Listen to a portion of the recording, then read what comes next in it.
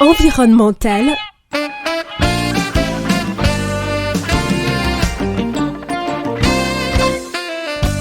Doté d'une richesse écologique, dominée par de grands arbres, soit plus de 1500 essences végétales, et sur le plan faunique, l'on compte près de 500 espèces animales.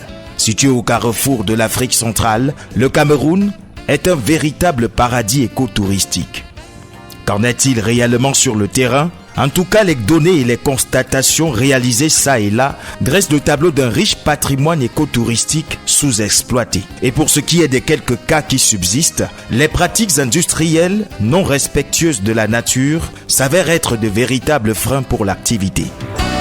Environnementale, Boris Ngounou. Cap ce jour sur l'arrondissement de Kampo, dans le sud du Cameroun, où les populations locales se battent tant bien que mal pour mettre en valeur le riche potentiel écotouristique que regorge leur localité. Mesdames et messieurs, chers auditeurs, chers internautes, bienvenue dans Environnemental. Environnemental, le plus grand magazine radiophonique de contribution à la protection de l'environnement. Environnemental, préserver aujourd'hui pour ceux de demain ce que nous avons reçu de ceux qui ont vécu. Rien n'a jamais été aussi facile en matière de gestion et d'administration d'établissements scolaires. Administrateurs, promoteurs d'établissements scolaires, voici la solution attendue. Smart School Manager. Smart School Manager est une application qui facilite la gestion quotidienne de votre établissement scolaire ou secondaire. Un excellent outil d'aide à la prise de décision au cours de l'année scolaire afin d'améliorer les résultats des élèves et de numériser tous les flux intervenant dans la gestion de votre établissement.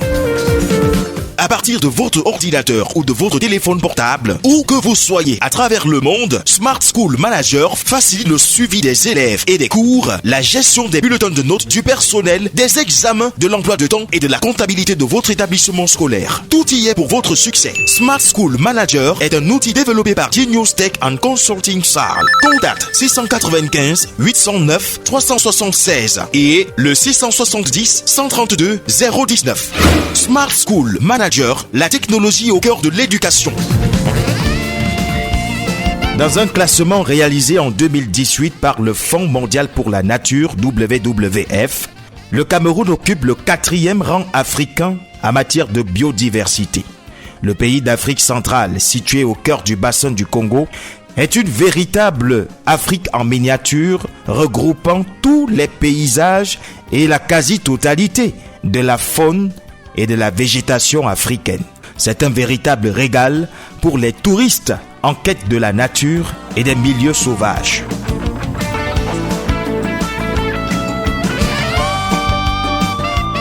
Cependant, ce potentiel écotouristique est fortement menacé sur le terrain du fait de la déforestation incontrôlée et des autres activités anthropiques. Voyons voir ce qu'il en est dans les villages Ebodje, Enko et Long, dans l'arrondissement de Kampo, région du sud du Cameroun.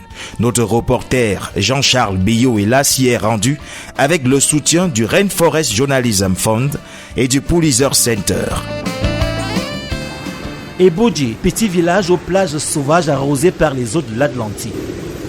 Nous sommes dans la commune de Kampo, la localité balnéaire habitée par des communautés de pêcheurs et agriculteurs et réputée pour son activité écotouristique avec la préservation des tortues marines, véritable levier économique de ces villages. Ephraim est fils de cette localité. Il y a beaucoup d'activités qui sont nées tout autour de l'écotourisme.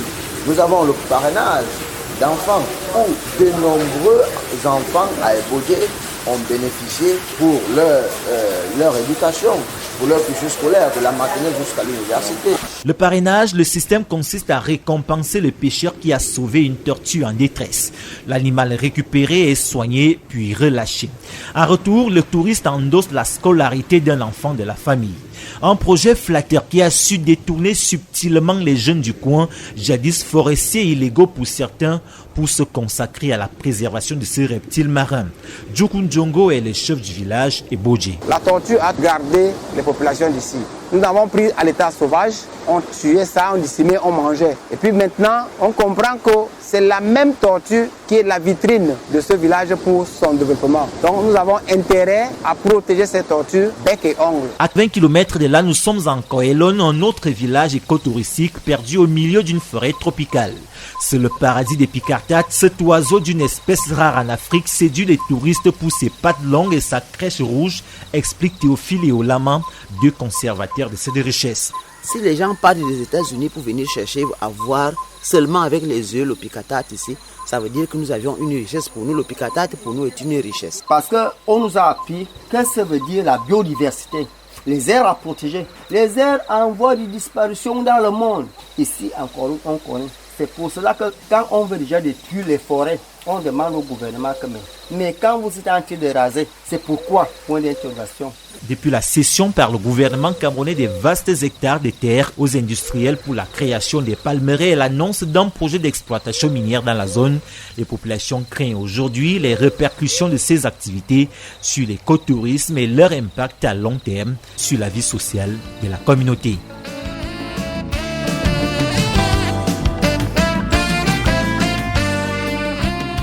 D'après l'Organisation mondiale du tourisme, OMT en abrégé, l'écotourisme est une forme de tourisme axée sur la nature et dans lequel la principale motivation du touriste est d'observer et d'apprécier la nature ainsi que les cultures traditionnelles qui règnent dans les zones naturelles. Papa Ibrahim Diouf est consultant expert en matière d'écotourisme. Dans l'extrait suivant, l'expert de nationalité sénégalaise revient sur l'importance et l'avenir de l'écotourisme parmi les produits touristiques traditionnels. L'activité écotouristique consiste à organiser, à valoriser à la fois lors d'un séjour et des activités liées à la nature et des activités portées juste sur la culture. Mais ce ne sont pas simplement par exemple deux principes. Je crois qu'aussi l'activité écotouristique attache une importance particulière à la préservation de l'environnement, à la protection, à la préservation de l'environnement. Donc, qui dit écotourisme dit une part importante accordée à la préservation de l'environnement. Il est interdit de polluer les eaux, il faut proscrire les feux, il est interdit de jeter des ordures par terre, etc. Troisième principe qui me paraît fondamental, l'activité écotouristique exige l'implication et la responsabilisation des communautés locales dans le programme d'activité qui est déroulé. Et enfin, deux principes qui me semblent non moins importants. L'activité écotouristique contribue à créer des emplois pour la population locale et l'activité écotouristique doit contribuer à générer des revenus additionnels pour la population locale. Je donne juste un exemple. Si vous avez une dame qui vend ici à Saly des cacahuètes, le fait de mettre en place un programme écotouristique va permettre à cette femme de vendre ses cacahuètes et à la population de Saly et de Mbour, mais aussi aux populations, mais pas seulement aussi aux écotouristes que vous allez faire venir. Voilà à peu près un peu résumé les 5 principes qu'on doit retrouver fondamentalement dans une activité écotouristique. Voilà, mesdames et messieurs, c'est ici que prend fin cette autre production d'Environnemental. Merci de l'avoir écouté. On se retrouve la semaine prochaine pour une autre thématique. Même jour, même heure, même canal.